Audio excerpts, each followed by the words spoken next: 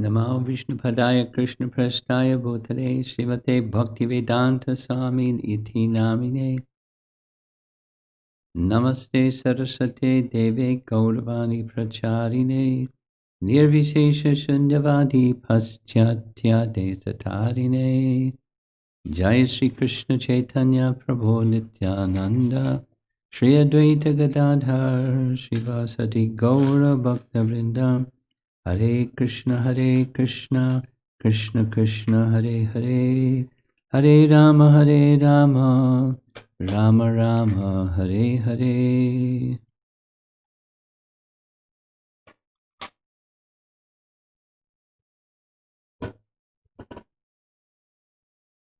When I looked at this verse and the upcoming commentaries, I did a little pause because of a phrase that used in Jiva Goswami's commentary called, the translation says an artifice. So I had to look it up. What's an artifice? A deceptive maneuver.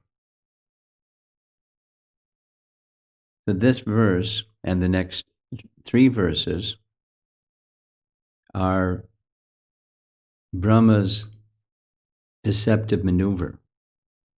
And if we weren't bewildered before, you're definitely going to be bewildered now. Because what Brahma was doing in the verses preceding this is describing the truths of Krishna in relation to his avatar expansions. Now this is the truths of Krishna in relation to Maya. And we know what that is, right? It's not different. It's simultaneously one and different. Krishna is not controlled by Maya. Krishna controls Maya. So what is Maya? Well, Maya means an illusion. An illusion is something that appears to be, but it is not what it appears to be. It is something, but it's not what it appears to be. So the discussion is about Maya, or Krishna's illusory potency, specific to Brahma's service, which is building a universe, or the universe. So is the universe real or not real? Maybe some of you recall, I'm sure Vangsidhar and Shatarupa recall because we discussed it before. In those prior sets of verses, Brahma alludes to whatever people say, whether the universe is real or unreal, whatever is real or unreal is within you, but you're not touched by it. And then, so the commentators said, the Mimamsakas say this, the atheistic Sankhya's say that. About is the universe real? Mimamsa, the karma Mimamsa folks. All there is karma, so you don't need to worship anybody because karma is supreme, so just do good karma. Karma Mimamsaka. The universe is real. Atheistic Sankhya's, it's not real. So whatever one thinks it is, whatever the philosophy is of what it is, that's all within you. The Mimamsakas can't come up, and the atheistic Sankhites can't come up with something except that it comes from Krishna. So whatever it is that they come up with, and whatever it is that exists or doesn't exist, is within you, as I am also within you. So now this is taking that idea and in 3 verses going more profoundly into that idea. That's this artifice or deceptive maneuver or a ruse. What's the relationship between, it's Sambandh again. What's the relationship between Krishna's external potency and Krishna? Is it real or is it not real? Well, in one sense, it certainly is real, it exists, but it's not what it appears to be.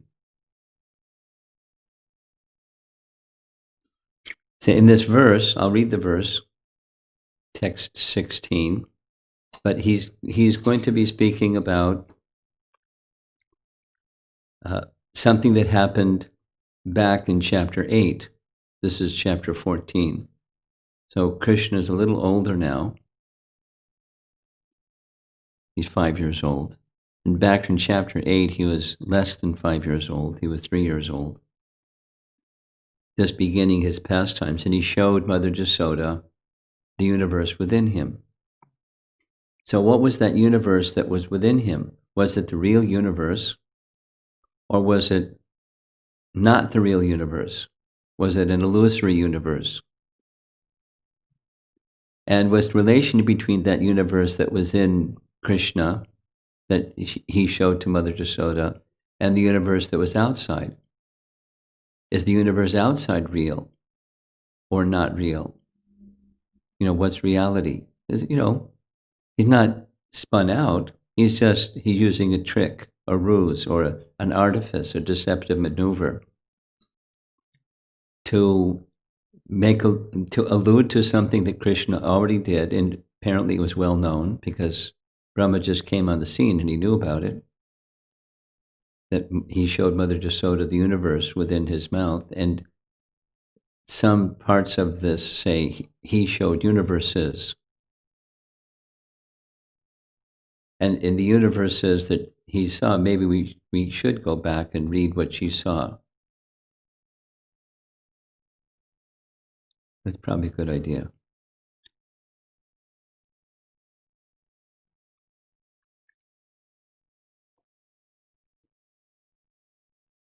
Canto 10. Canto 10, chapter 8.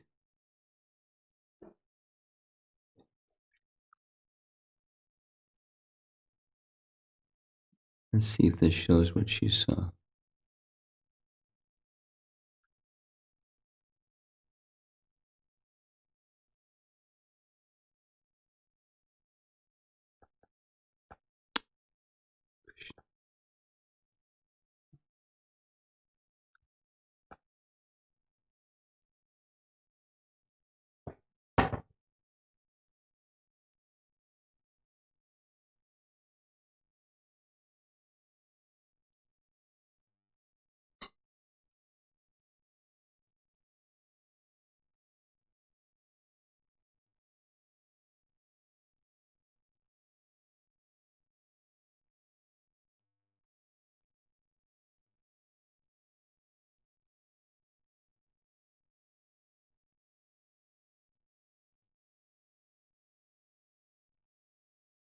Mhm.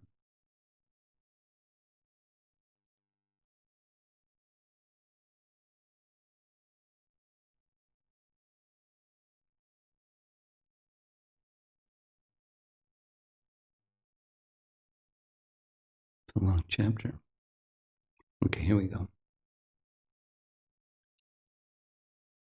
So your brother and your friend said you ate dirt. No, I didn't eat dirt. Mother Jasoda challenged Krishna. If you have not eaten dirt, then open your mouth wide.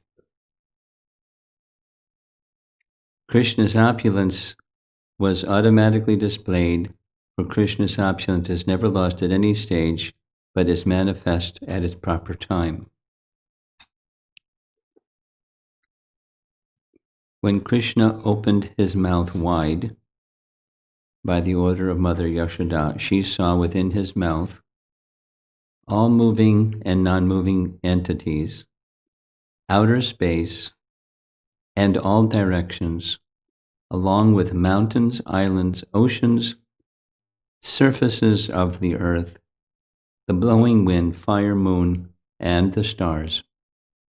She saw the planetary systems, water, light, air, sky, and creation by transformation of ahankar. Now, how do you see air and sky? And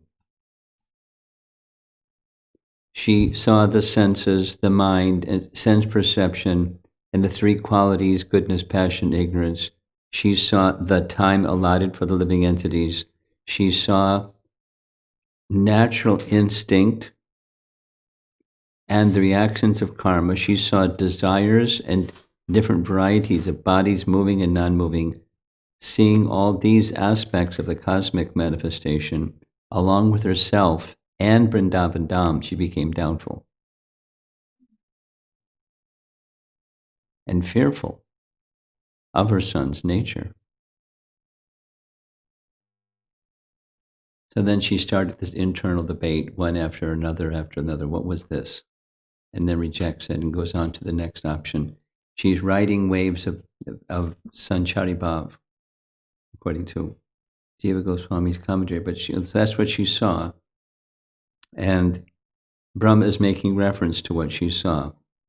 My dear Lord, in this incarnation, you have proved that you are the supreme controller of Maya. Although you are now within this universe, the whole universal creation is within your transcendental body, a fact you demonstrated by exhibiting the universe within your abdomen before your mother, Yashoda.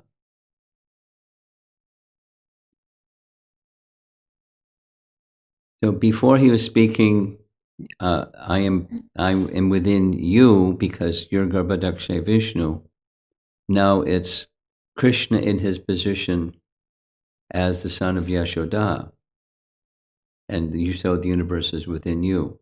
It's not totally disconnected. It's not totally connected. It's the topic is the relationship between Krishna and Maya. Okay. Don't take off her mask. Okay. I'm going to read again Vishwanath Chakravarti Thakur's commentary. It's a little easier to understand than the next two. We read it this morning. Here it is again. To say that Narayana, who lies on the water of the universe, holds the universe within his abdomen, seems like a contradiction. A pot within a house cannot hold the house within it. One may reason that the spiritual body of Narayan holds an illusory universe within it and is situated within another real universe. But if that is so, then Brahma himself cannot be really situated in the Lord's abdomen because what was an illusory universe. In order to establish the oneness of the universe within the Lord and that outside the Lord, Brahma first established that the Maya nature of the universe within the Lord.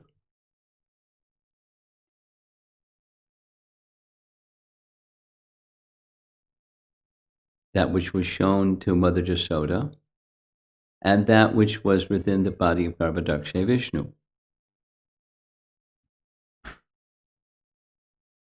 Quote, O subduer of Maya, in order to show that the external universe also exists within your abdomen, you produced an illusion for Mother Yashoda by the influence of your Yoga Maya potency. Your body was simultaneously within the universe and spread throughout the universe.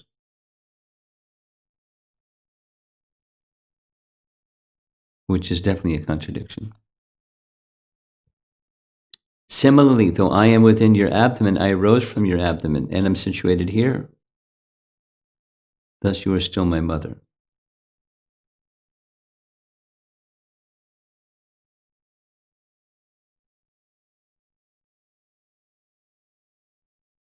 And that was the easier one of the three to understand. Here comes Jiva Goswami. He writes, your expansion was not in the water and was not the embodiment of the universe. You are the example of this. In 3 verses, Brahma explained that Krishna is the supreme form using artifice, a deceptive maneuver. quote, "O Lord, destroyer of Maya, you cannot tolerate relationship with matter. You removed Maya from Agha and others. That is proper, since you are the supreme, as Swayam Bhagavan." That's easy. Then, commenting on the verse, this is from the Uddhava Gita section 11, 15, 16.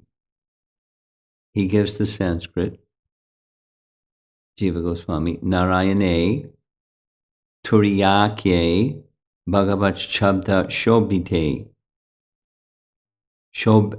Shabdite. So what that verse says in the BBT translation, the yogi who places his mind in my form of Narayana, known as the fourth factor, the attention is going to go to what is that fourth factor thing. Full of all opulences, becomes endowed with my nature, and thus obtains the mystic perfection called Vashita. Vashita means to be able to bring others under control. So that Krishna is speaking of yogis that fix their mind on the form of Narayana, who is known as Turiya, the fourth factor. The word for word in the BBT, Turiya, Akye, is known as the fourth beyond the three modes of nature. Jiva Goswami says Turiya, according to Sridhar Swami, the fourth factor is something else. The Supreme Lord who is devoid of upadis, such as these three upadis, Virat, Hiranyagarbha, and Karana. So this is the three Purushas. Hiranyagarbha, Garbhadakshay Vishnu, Karana, Mahavishnu. It just leaves one. Leaves Shirodakshay Vishnu, the Virat. Now that's a whole other topic. The Virat, it's a big topic. Because sometimes the Virat is assigned to and connected with Garbhadakshay Vishnu. Because from Garbhadakshay Vishnu then comes Brahma, and then the image of the universe, which he then builds according to the blueprint, the subtle image of the universe, the Virat. So whether it's Garbhadakshay Vishnu, Shirodakshay Vishnu, those are the three Purushas.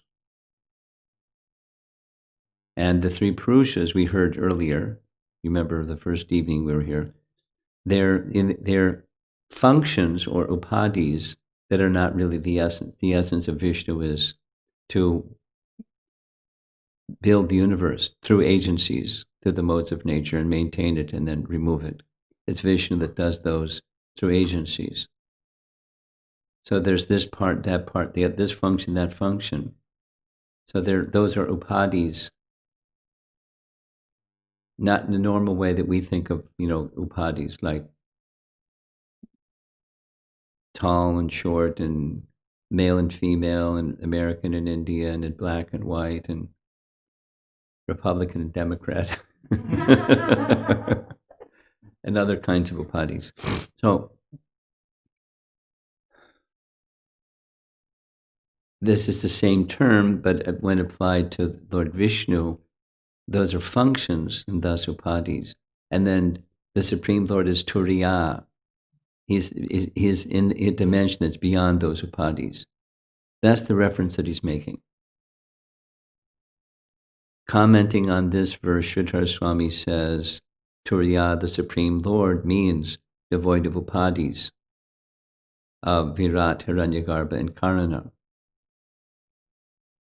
So Virat, Hiranyagarbha, and Karana have some dealing with the universe, or Maya. So what's the relationship between that which they really are not in contact with, but they have some jurisdiction over? So is it, what's the relationship? Is it real or is it false? Going back to something from a previous verse in this set of prayers. Because there are different ideas out there, and the author of the Bhagavatam, or the compiler of the Bhagavatam, Vyasadeva, is well aware that there's different ideas out there, and he's contending with them in different ways, and this is one of those ways, through the speech of Brahma. Like, what is the relationship between the universe, and is it real or not real?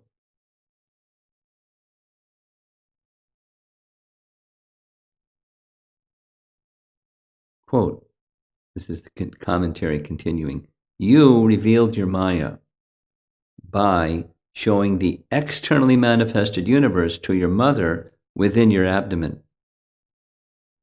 That's his Yogamaya. That Maya was composed of water and other elements, previously described, chapter 8. Water is mentioned, and other elements are mentioned. So was that water real or not real? Was what she was shown, real or not real? And then what about the universe outside? Is that real or not real? Or you showed the universe which was externally clear inside your abdomen, but then became unclear. So this is now referring back to the chapter 8, Mother Jasoda, pondering what she just saw. Has this been manifested by bewilderment of my intelligence by the Devatas? Or is it some natural power of my child? It was unclear, since the vision given to her was both limited and unlimited. I mean, limited because it's within his body, but unlimited is because where's the beginning and end of it? At the same time. And this is one of the topics to understand Krishna Tattva that's difficult but essential, and that is he has Achintya Shakti. And with his Achintya Shakti, Bhagavan, Krishna, can simultaneously do many things that are contradictory. Say the same thing a different way. Within Krishna, there exists contradictory Shaktis. And sometimes this one is manifest, like Mother Jasoda can't bind him. And sometimes that one is manifest, Mother Jasoda can bind him. Unlimited, limited. And sometimes they're both manifested simultaneously. That's what she saw. Krishna's in her lap, and she's looking in his mouth, and he shows her that which is the universe around her simultaneously within him. It's a display of simultaneous, unlimited and limited, which is quite bewildering. Therefore, that it was illusion created by Devatas was rejected. Shukadev says, going to the next chapter, chapter 9, the Damodar Lila, thinking of the invisible Lord. This is when the whole thing went to its conclusion. She was trying to bind him, trying to bind him, trying to bind him. It wasn't happening. What's going on? Trying to bind him. So much rope won't go around. And it's always 2 inches too short, or 2 fingers too short. Thinking of the invisible Lord. This is a verse, there's tons of commentary, because it's Sambandh again, the relationship between Krishna and his energies. Thinking of the invisible Lord, who has no inside or outside, who has nothing previous or after him, who existed in the past and will exist in the future, inside and outside the universe, who is the universe, as her son, thinking of the invisible Lord as her son, appearing with a human form, although he was beyond material senses, she tied him up to the mortar like a normal child with rope.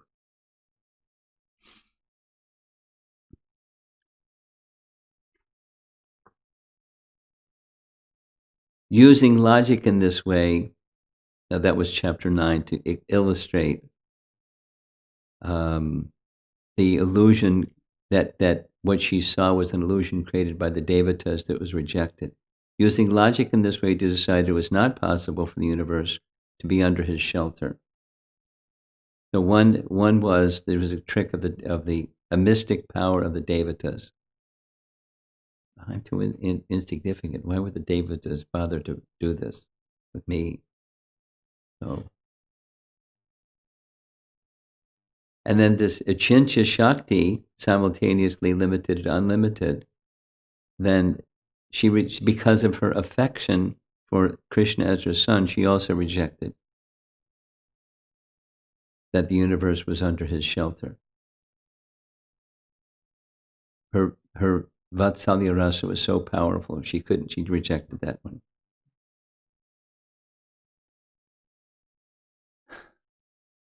And finally, Sanatana Goswami. Doubt.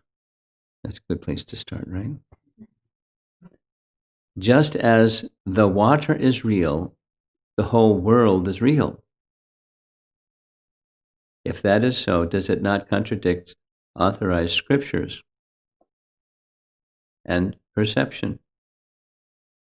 Answer: this is true. The world is illusory. That is explained in 2 verses. Now, illusory doesn't mean it doesn't exist. It means it needs another kind of illusory. When you appear in the world as the subduer of Maya, Maya Dhamana, everything related to you is also beyond Maya. The worshippers of your avatars are also beyond Maya. Though you appear as an avatar subduing Maya, certainly you manifest Maya. You are supreme controller of Maya. You manifested Maya, Prakriti, Kritam.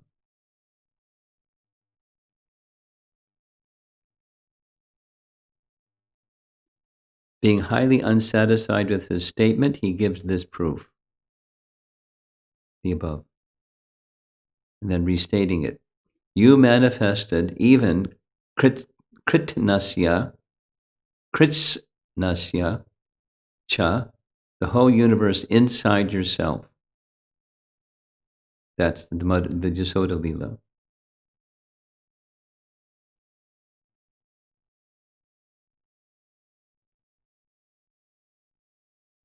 And so this, yeah.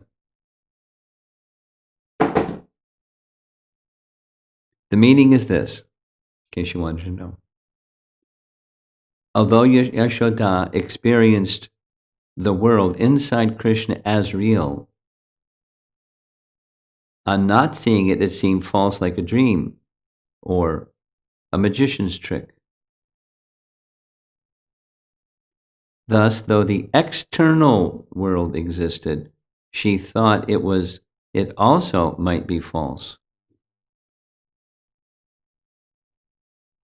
This Maya was conveyed by her Jananya to Nanda and others, because she told Nanda what happened. The same occurred when Krishna yawned while drinking milk. That's from an earlier section, early childhood. There's the universe. She didn't make too much of it. But she made a lot of it when it came to this chapter 8 pastime. Or final section. Because Brahma was omniscient, and because the Lord gave him mercy at that time, he had both perceptions of Krishna, inside and outside. That is, he could understand the oneness and difference, the inconceivable potencies of the Lord, thus simultaneous, it can be this and that.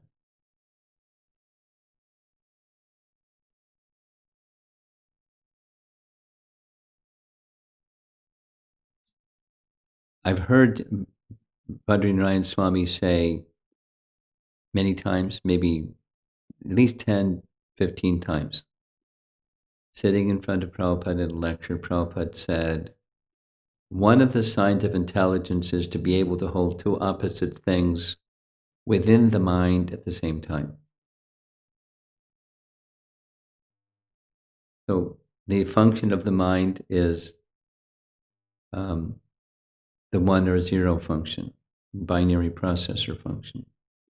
And intelligence is more subtle, and one of the aspects of intelligence is not the only, but is within the intelligence to be able to hold two contradictory situations within the mind at the same time.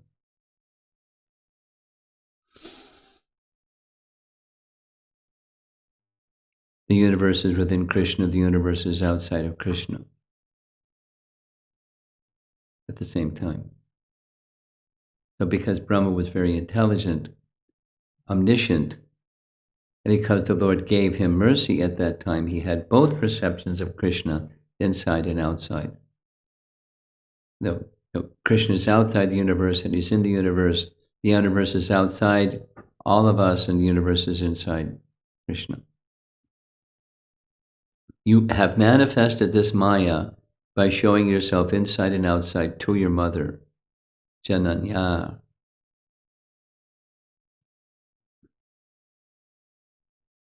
So there's all this talk about what Mother Jasoda saw in chapter 8, in part because it's really important, but in part it's Brahma explaining the relationship of Krishna with Maya, or the relationship of Krishna with the created portion, the 1/4 portion, the cosmic manifestation portion.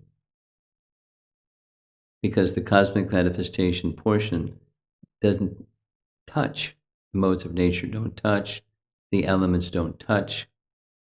The gross, the virat, the universal manifestation doesn't touch the spiritual world. However, what Brahma saw twice now, what Brahma saw when he, in Canto 2, Chapter 9, he came before Lord Vishnu, and he saw all those things personified. And he saw them again in Chapter 12 of this Canto 10. He saw all those potencies. And those aren't Mayic potencies. Those are Krishna's internal potencies, or diverse potencies. And there's a really long section in chapter 87, which is a real mind bender.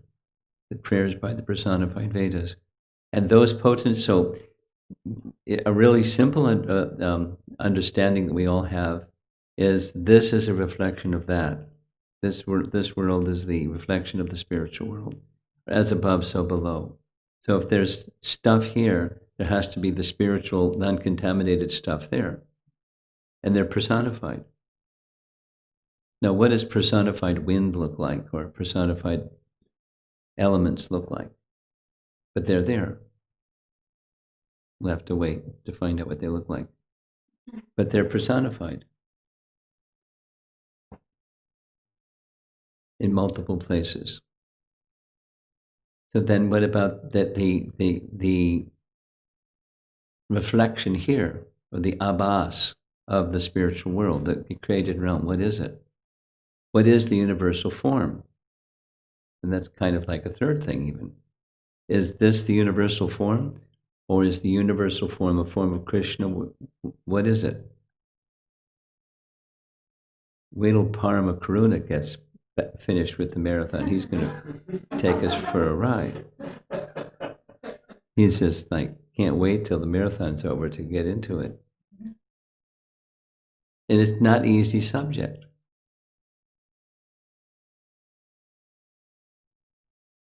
But it's an important subject, as it keeps showing up again and again. It's an important subject. The way that Sadhaputta says that I really like, the way that we view the universe has a profound effect on the way that we view ourselves.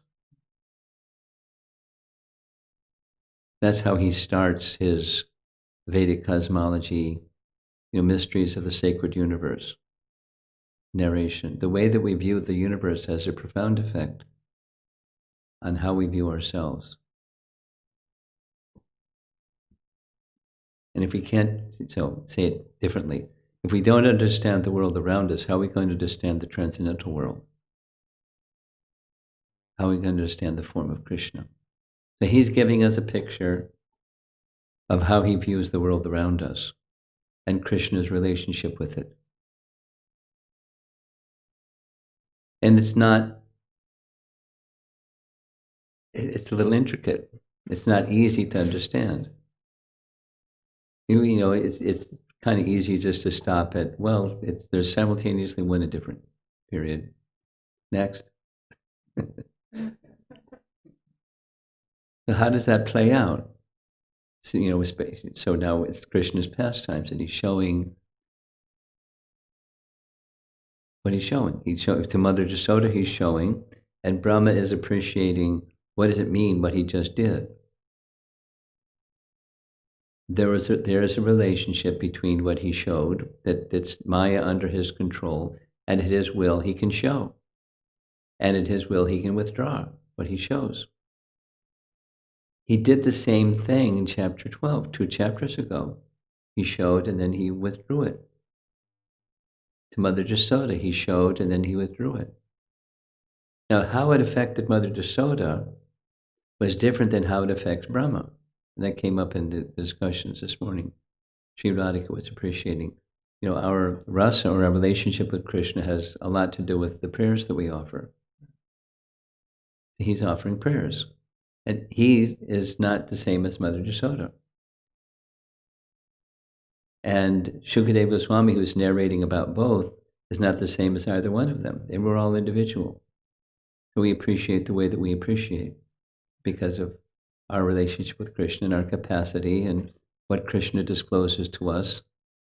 And that's just wonderful. And each one of us is experiencing something a little bit different, which is just the way it is, which is fantastic. We don't have to club each other because we don't see the same thing in the same way as the other person. But he is giving us the Siddhanta, Bhagavad Siddhanta, about the relationship of Maya with Krishna. It's for sure. It's under his control. We'll say it the reverse. He's not controlled by it. He can manifest it, he can withdraw it, and when he manifests it, he's not under its control. He can manifest the universe as he did from Garbhodakshay Vishnu, and then he can enter into it.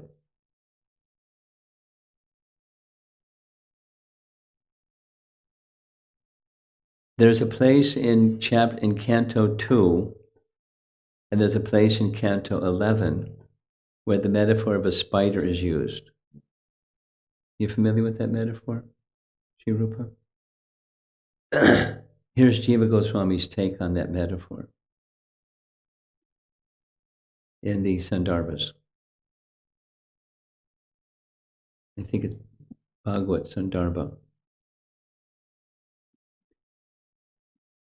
Any metaphor, we know this from Prabhupada, any metaphor is as good as the number of similar points. The more dissimilar points, the weaker the metaphor. The more the similar points, the better, or stronger is the metaphor.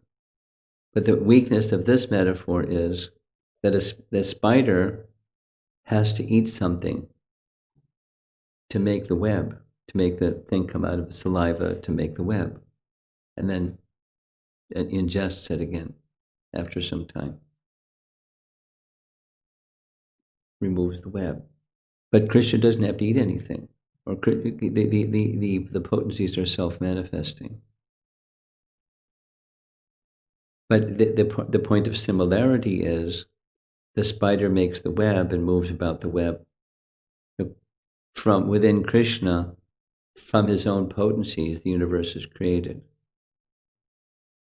And there are philosophers that can say it's unreal, and philosophers that can say that it's real.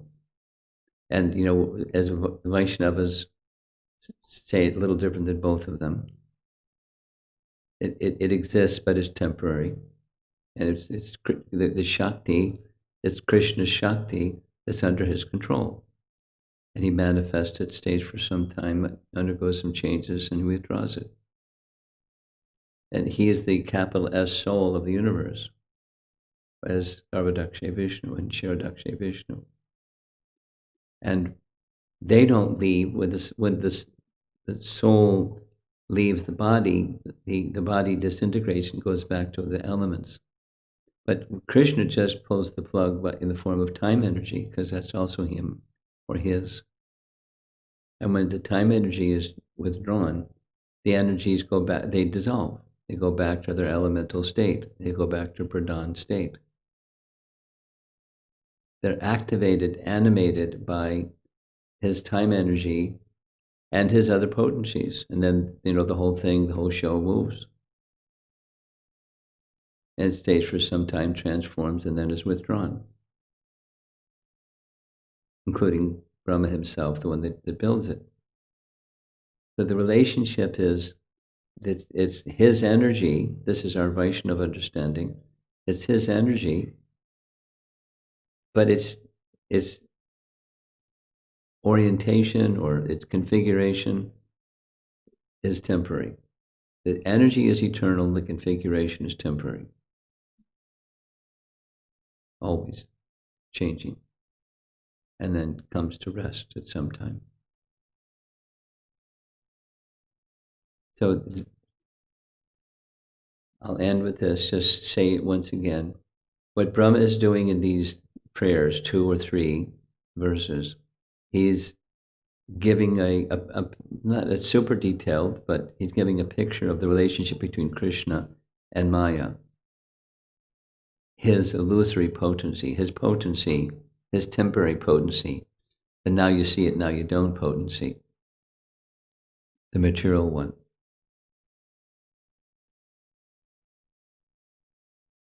And a smaller portion of this is a continuation and extension of his appeal for forgiveness. That is, you are my source, you are my mother.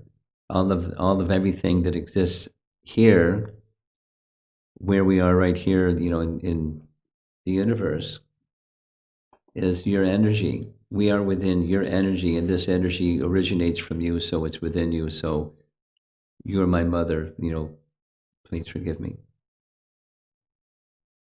I misbehaved.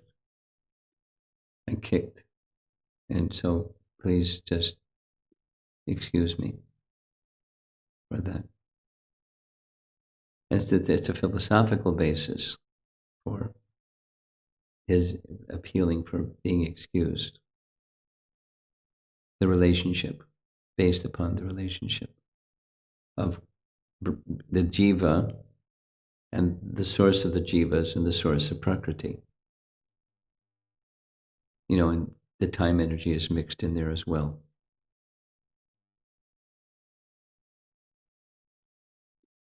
Bhagavad Gita, in the graduate level, the 5 topics expanded to in such a way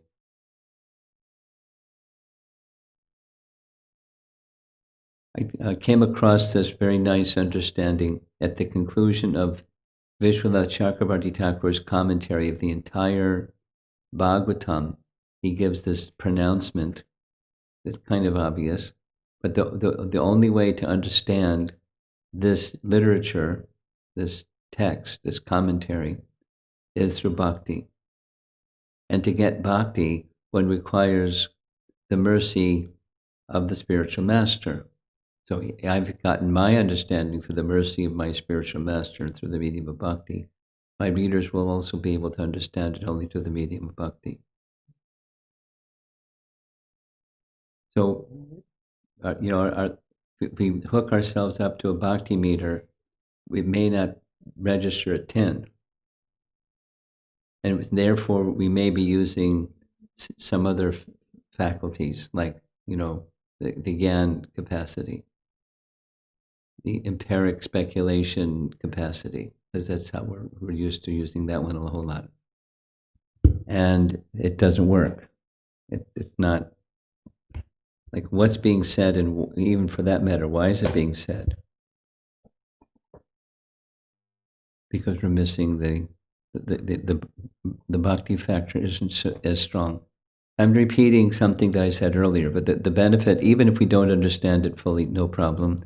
Continue to hear it anyways, because it has the potency to nourish bhakti. At least this much. Wow, Krishna is amazing. I don't understand him. Which is, the starting point for Brahma. I don't understand. Now he's detailing things that he said he didn't understand, but he's understanding a lot of things and edifying us about those things. And so we can go, wow. He's a very special personality. He's the supreme personality. Let me serve him. With whatever other motives we have about, let me out of here, this place is crazy, or something like that. Did you have a conversation with the people upstairs? Oh. Because it's so peaceful tonight. Huh? They're on that side of the house. Oh. They have two different residences? I told them to stay in their bedrooms, not in the living room. Just for tonight? Yeah. And they said, no problem. That's nice. They didn't growl or... Oh. Very nice. And it's warm, too. Okay. So let's see if there's some discussion on our evening's topic.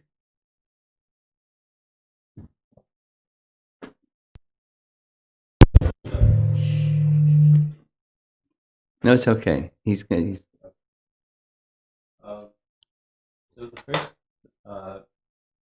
this is a question I had, which is, with respect to the pastime of Krishna showing the universe inside himself, Mother Yashoda's mood changing based on seeing. Wait a minute. Is the amplification on or not on? It's not on?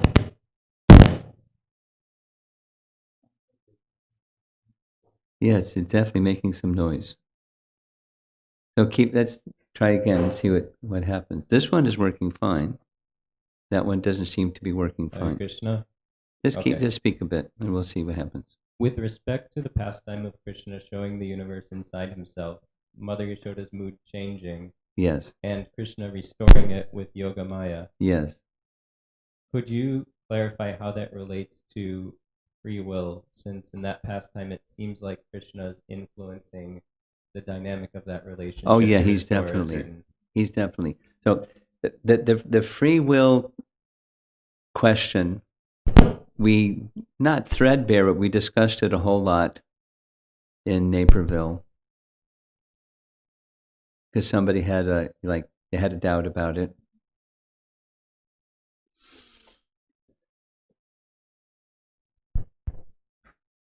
Largely, there's the free will has two main buckets or categories.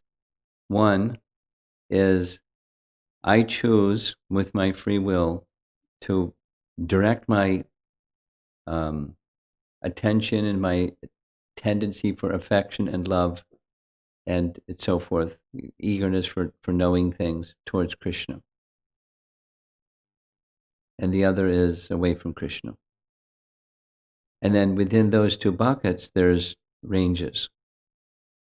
And Mother Yashoda is way, way, way up there in the bhakti bucket or category. And Krishna knows that, Krishna feels that, and Krishna reciprocates with that. His reciprocation is specifically to nourish her love. So he does things, and this is one of those things, he's showing the universe, is to nourish her love. It causes her secondary rasas, astonishment and so forth, It's just to stimulate her love. He doesn't to disturb her love. He does it to stimulate her love, to nourish her love, and give her varieties of experience from the position of mother to the Supreme Lord.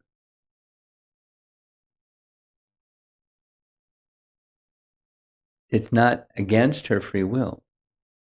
He's reciprocating with her free will according to the nature of her free will. He's reciprocating with Brahma according to the nature of Brahma's free will, volition to be in service to Krishna. He has a little, glitch in, testing his mystic powers against Krishna's mystic powers, which was, he says what it was. It's offensive. And so, but he has affection for Krishna, and he has a service-mindedness towards Krishna. So Krishna fulfilled his curiosity. But it's not the same, because Krishna also has his volition, and he has the cowherd boys over there waiting for him to come back and have lunch. And then, the time factor, the whole thing is so flexible, because 1 year passes from when he goes back.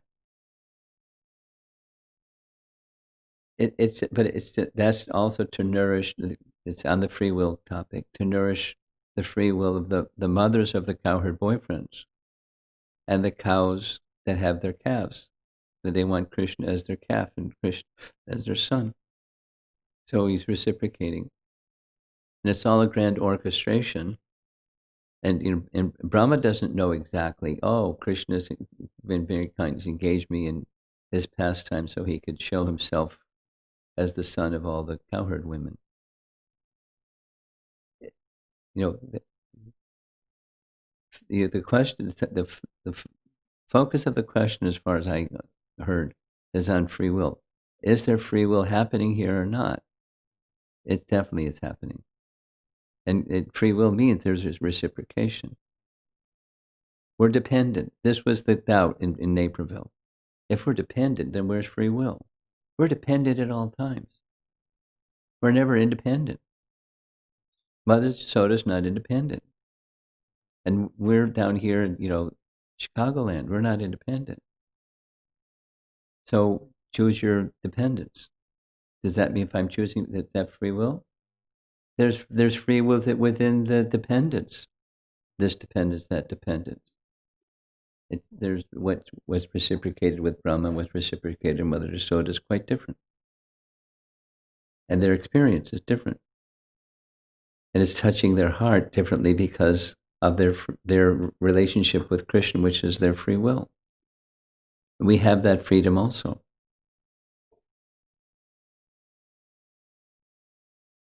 So then, when in cases where Krishna extends his yoga maya to restore that, or have that, in the case of Mother Yashoda, that loving feeling overpowering that temporary awe and reverence, that's Krishna reciprocating with that deeper desire, or that deeper tendency of her acting in that relationship as mother? It's the relationship is two-way.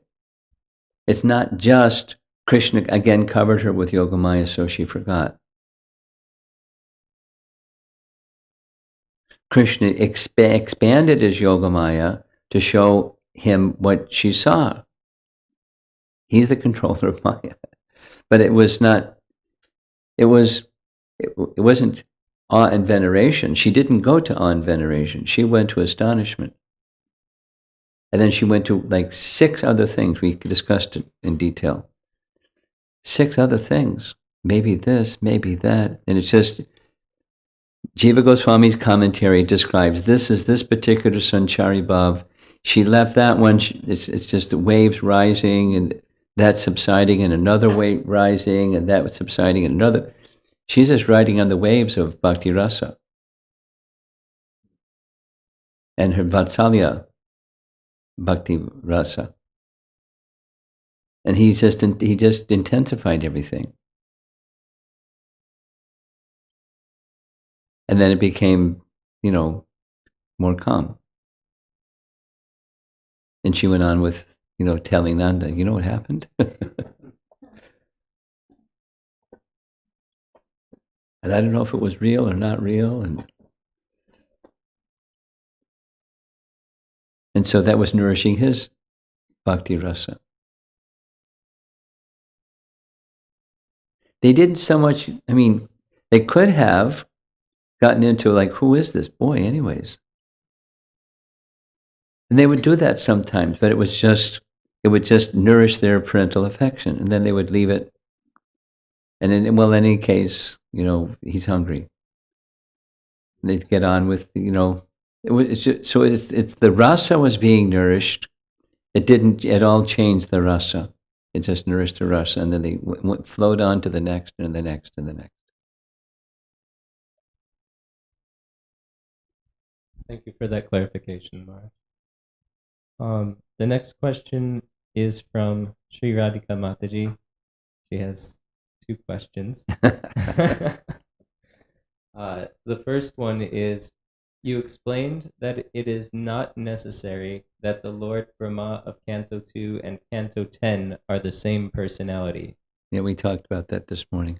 Which Lord Brahma is the original preceptor of our Sampradaya?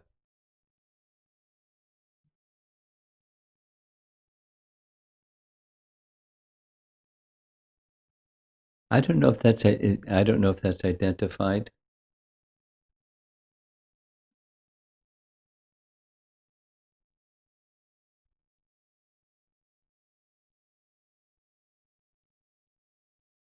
Next. In Srimad Bhagavatam's 2nd canto, chapter 9, verse 4, Lord Brahma is praised for his Avyalika Vrata. Avyalika. Oh, Avyalika Vrata. Yes. Non-deceptive penance. Yes. I understand that this means that he has no other motive in his heart except to please Lord Krishna.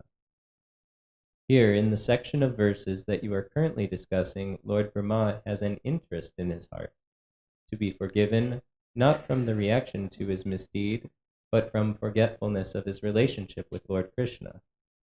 Does such an interest still qualify as non-deceptive, since it is in alignment with a jiva's real self-interest, namely to be in relationship with his real father? She compliments Sri Radhika. You're very consistent and maybe persistent with this type of question. And the answer is yes. It's not manipulative. It's not self-aggrandizement. It's not, I'll do this so I can get that. It's not like that. Very well done. I think that may satisfy you. Avyalika Vrata. That's part of it. Go ahead. Non-deceptive penance. That's it? Yes, Guru Maharaj. That's it for the online. Okay. And in the room? Over here.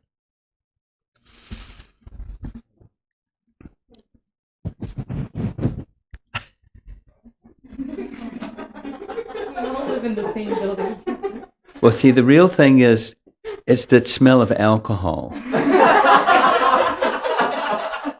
Rubbing alcohol. It's to give everyone a high before they ask their question.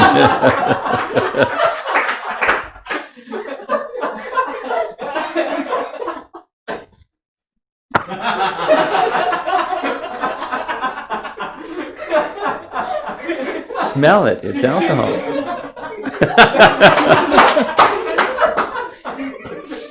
Go ahead. I just wanted to clarify a point that you made, I think. Okay.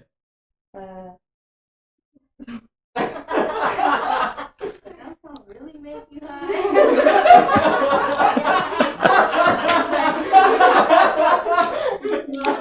It's about understanding. There's no way I'm going to be able to understand the contradictions, and you said that's okay. We have to keep hearing. Yes. So then, is it okay to just be like, oh yeah, okay, like not think about it too much, just hear it and be like, okay, yeah, that's. Well, what this it is. question came up this morning.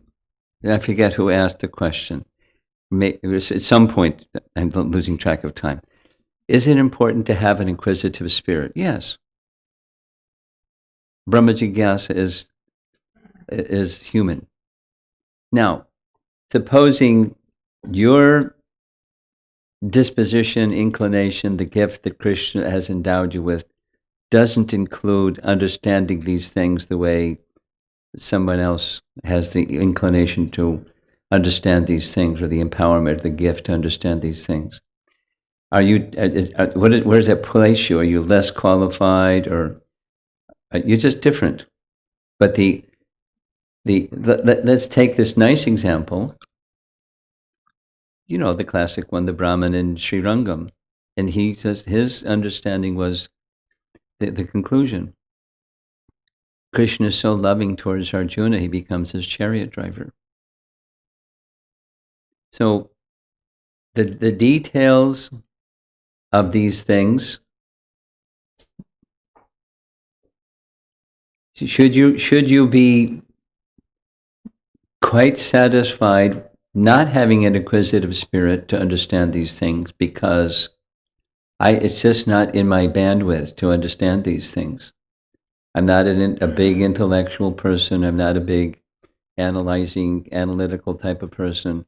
I'm just a from the heart type of person, and that's who I am. And these things are just not going to understand them. And I'll continue hearing them because I have faith that they're purifying me. Is that okay? That's your question.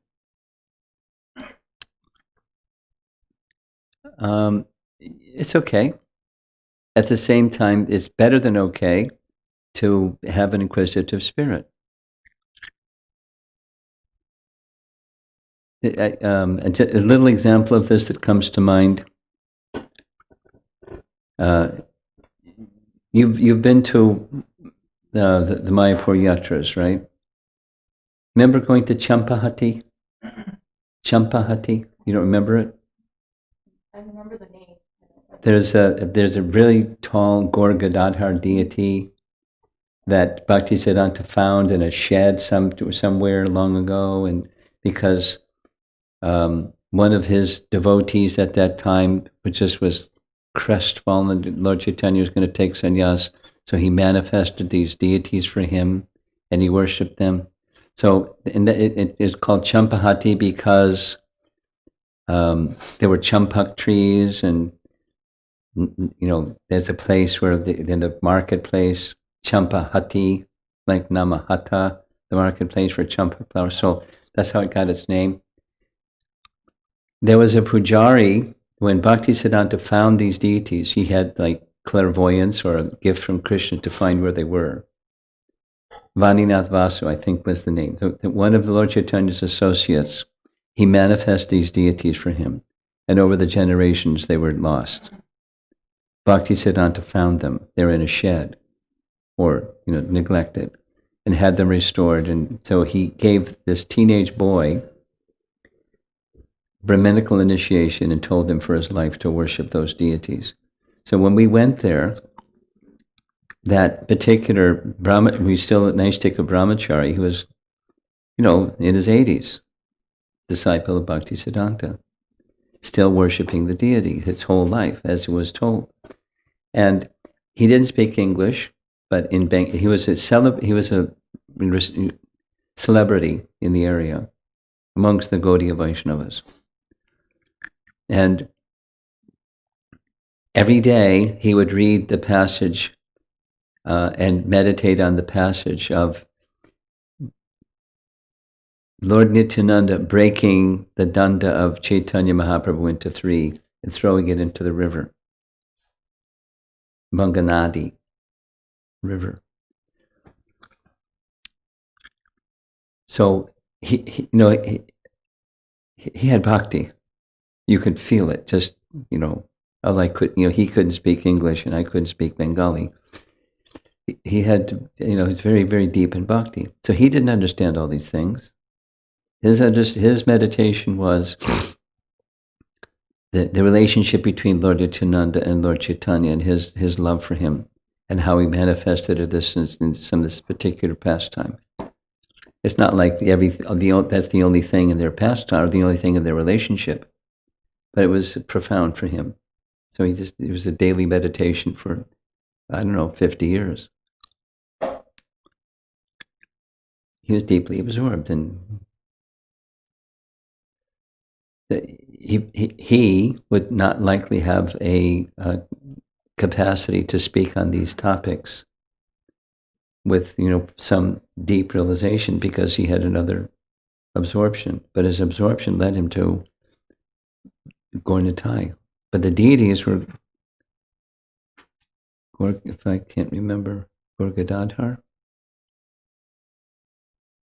In any case, can't remember. Gaur-Nitai or Gaur-Gadadhar. I'll check.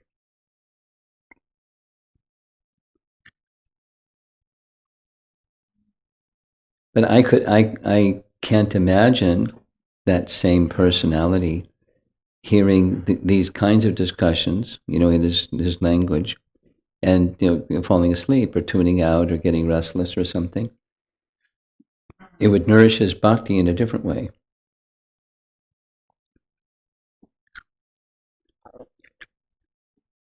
Truths about Krishna are revealed in the heart of one who has bhakti. And when it's the other way, when one's heart has bhakti, hearing these truths, then what resonates is some realization, at least the realization of, I want to be in service to Krishna.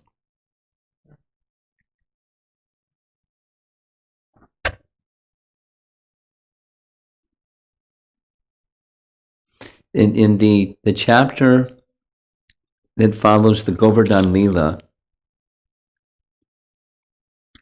there's a whole chapter called Wonderful Krishna, and the elders are speculating. And the Brahmanas are, excuse me. This is after the Arjun trees are knocked over. And the elders don't believe the little boys. Oh, come on. Little children's talk. Krishna knocked over the trees, and these two figures came out, and they were decorated like this, and then they ascended into the sky, and Krishna did the whole thing. Yeah, right. But the Brahmanas were starting to consider, maybe it's true.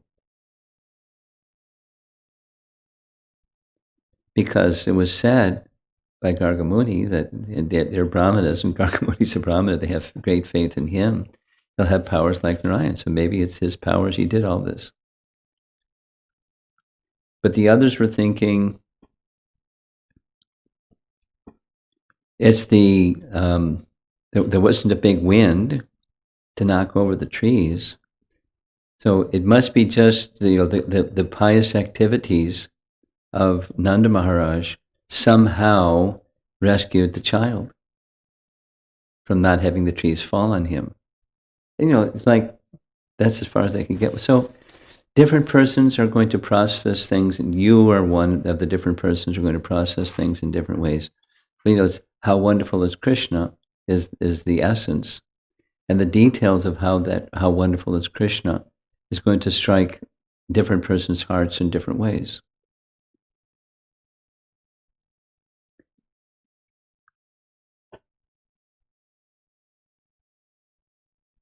The Uttama position is beyond firm faith.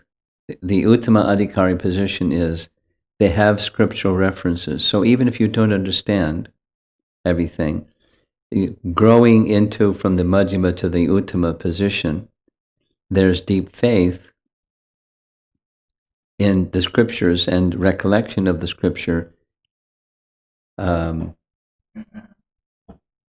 scriptural reference. that says what the scripture says. So let's go back to this particular verse. It's dealing with Maya, or the universe. Is the universe real or not real? And one can look at it this way, and one can look at it that way. At least this much for you. This is Krishna's energy.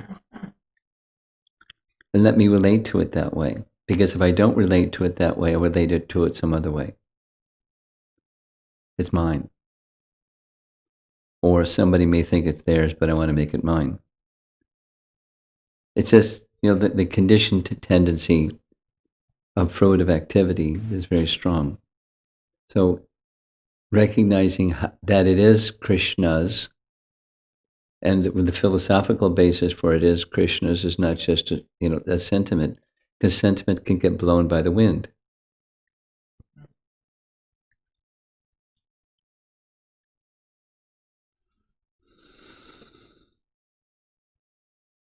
So I want to understand, a little bit like Sri Radhika's question, I want to understand so there's no impediment between me and Krishna. That much. And the details of it just maybe beyond my capacity. But I don't want any impediment between me and Krishna. This is Krishna's. Let me hear it more and more, so that's how I relate to the world around me, which is Sariputta's statement. The way we view the world has a profound effect on how we view ourselves. Okay. I have like a two-part follow-up. Go for it.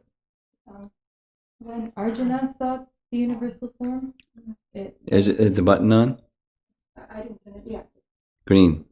When Arjuna saw the universal form, Yes. He was afraid, right? He was. So is it okay to be scared? I mean, like, why was he scared? And is it okay to be scared when we know? Well, there's different kinds of scared, isn't it? Yeah.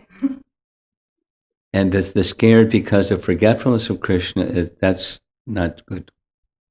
And the fear, or at least astonishment, but fear. He was trembling. The mightiness, the almightiness of the Supreme One, seeing it, that's a different than the temporary body is going to be at risk or something like that. The fear of death. There's different kinds of fear. But fear has its place. The residents of Vrindavan had fear. When there was so many problems, let's take Krishna to some other place because it's Gokul looks like unsafe for Krishna. They wanted to protect him. The interest was going to Krishna's well-being, not theirs. When Nanda Maharaj was being swallowed by the serpent, he called out for Krishna. Okay. More than that kind of fear, I was thinking, like, when you hear more, it can be intimidating, or like it can be what? Intimidating, especially when when I can't understand it. Like sometimes if it just goes like this. So that's okay. So that creates a feeling of fear. Yeah. Like, I'm not good enough to understand. That's the kind of fear. Or I don't know what more. It's kind of like I can't even understand this, and I don't know what else is coming at that I'm not going to be able to understand. Well, why does that create fear? Why doesn't it create humility?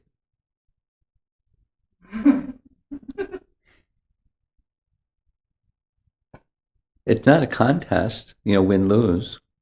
And I don't like to lose, so I'm afraid I'm going to lose because there's something I can't do. And yet there's things that you can do that others can't do, and things that others can do that you can't do. And you just appreciate, wow, they can do stuff like this. I mean, our acharyas, they're out of sight. And we're not acharyas. We're not afraid because they're out of sight. They're just showering not just, information or mind-bending stuff to like laugh at us as we can't understand because they're so high, we're so low. They're nourishing our bhakti. So where's the broadcasting of sound coming from, and what's the nature of the sound that's coming? And then it's shelter. It's not fear producing. There's not a win-lose thing, or I'm not good enough, or any of that stuff. It's just it's not painful. It's a shower of the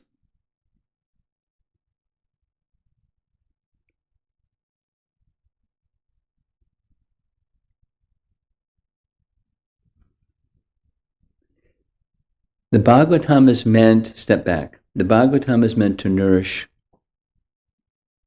love for Krishna. It's composed by Vyas for that purpose. That was the instruction of Narada. That's what it is. Its purpose, and it fulfills the purpose. And there are parts in it that are really complicated.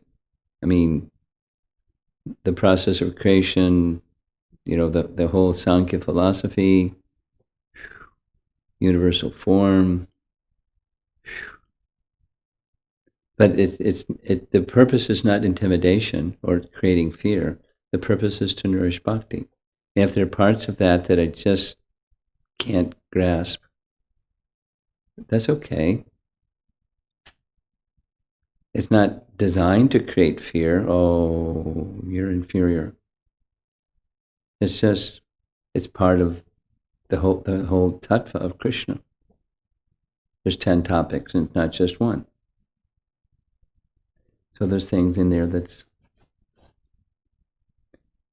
very high, but spiritually meant to nourish our shelter in Krishna. So take it that way.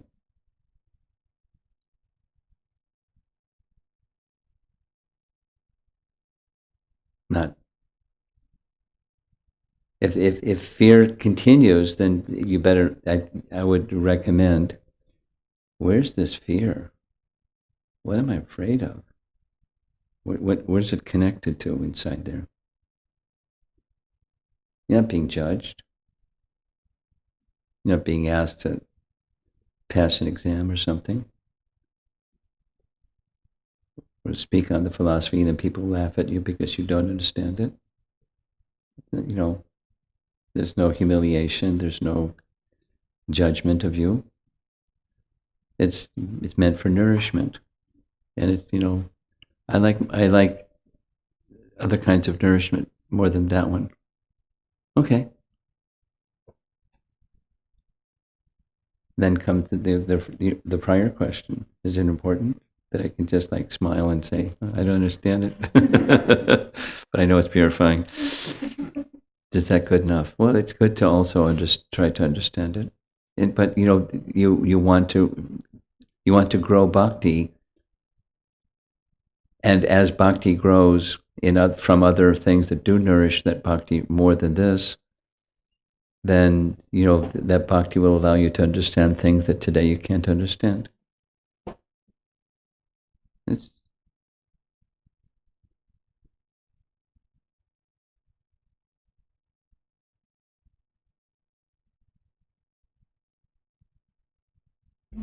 okay. Is that it? There's more? Okay. Online.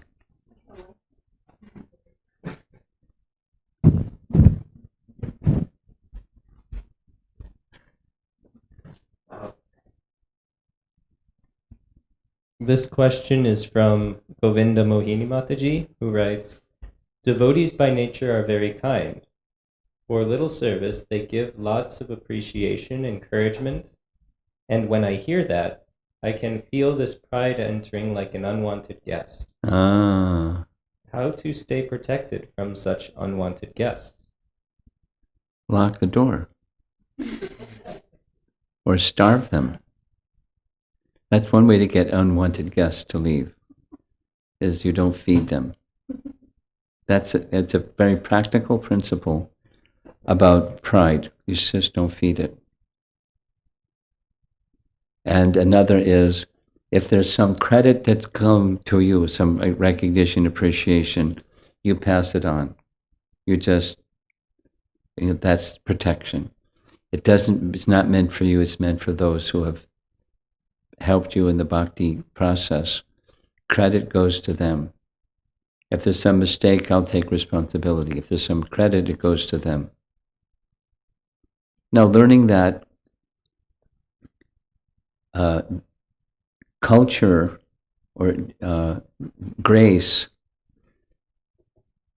the obstacle is false ego. Things get stuck with, oh, yes, they praised me.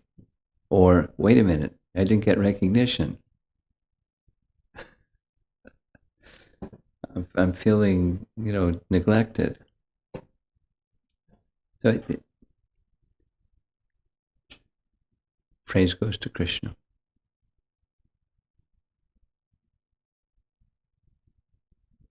Another question from Shriradhika Mataji.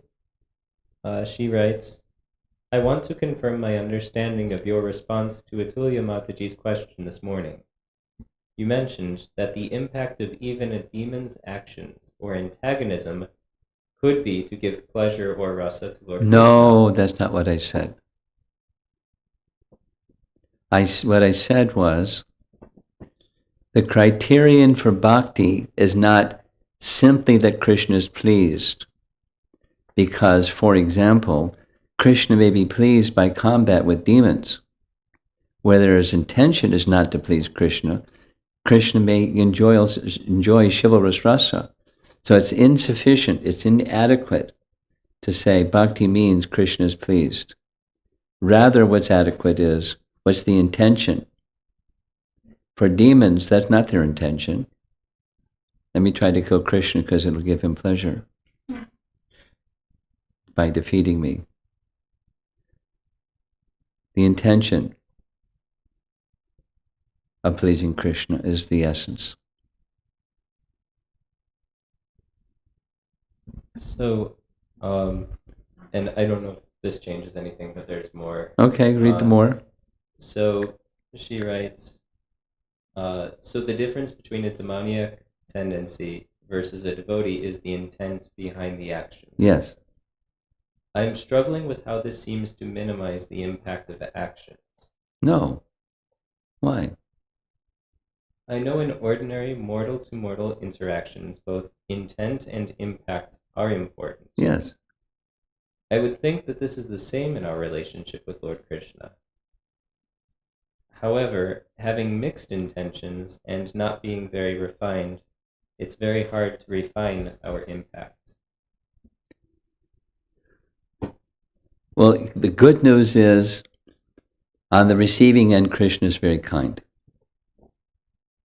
That we can rely on over and over and over. Krishna's kind. So he'll see the mix, and he'll accept the good, and he'll help purify the mix. And it can be however he wants it to be. It can be smooth, it can be gentle, it can be rough. He can turn us upside down and shake us by our ankles, and he can do whatever he wants. But it's not malicious, it's to help us come to the stage of no mix. That's his kindness. And one who trusts his kindness will get more of his kindness. And that means, the mix will reduce. So when we're mixed, we may not even be refined enough to see where the mix is, because we're mixed. But Krishna sees, and Krishna will help us. That's the good news.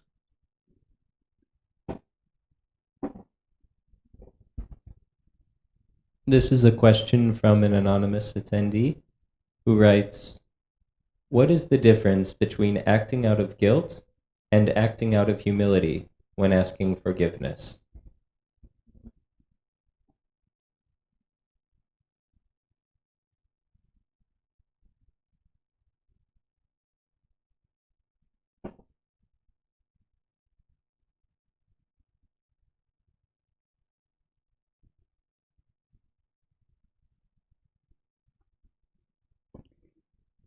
Well, going back to the one of the themes of Sri Radhika's questions, which is, do I want something when I'm making an apology?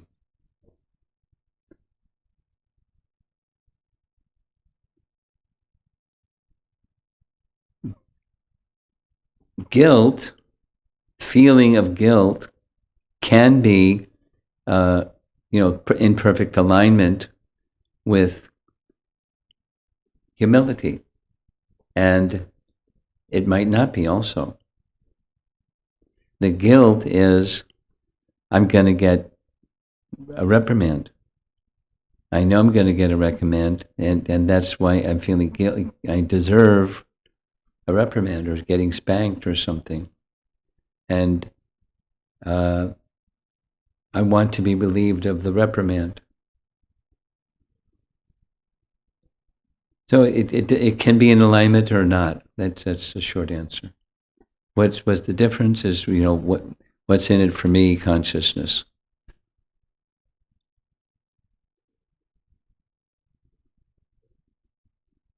Okay.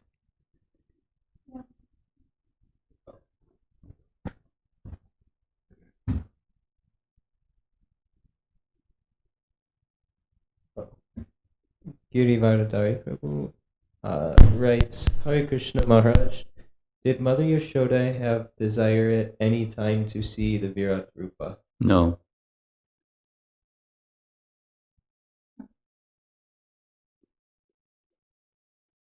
Hare Krishna. Anything? Not today. Not today, okay. Prabhupada ki jai.